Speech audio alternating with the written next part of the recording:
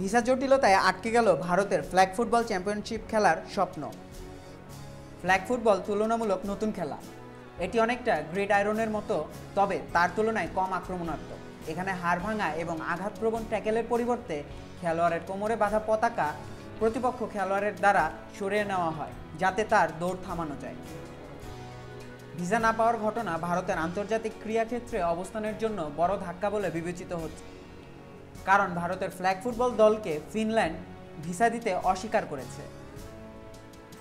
এই ঘটনায় ভারত সরকারের ব্যর্থতাও প্রকাশ পেয়েছে, কারণ তারা তাদের খেলোয়াড়দের সঠিক দিক নির্দেশনা ও সহায়তা দিতে পারেনি। ক্রীড়া বিশ্বে ফ্ল্যাগ ফুটবল ক্রমবর্ধমান জনপ্রিয়তা পাচ্ছে। 2028 সালে লস অ্যাঞ্জেলেসে অনুষ্ঠিত পরবর্তী অলিম্পিকে ফ্ল্যাগ ফুটবল খেলা হবে। বিশ্ব চ্যাম্পিয়নশিপ 27শে আগস্ট থেকে ফিনল্যান্ডে শুরু হওয়ার কথা ছিল। পুরুষদের বিভাগে 32টি দেশ এবং মহিলাদের বিভাগে 25টি দেশ অংশ নেবে, কিন্তু ভারতীয় দল সেখানে থাকবে না, কারণ তাদের ভিসা আবেদন প্রত্যাখ্যান করা হয়েছে।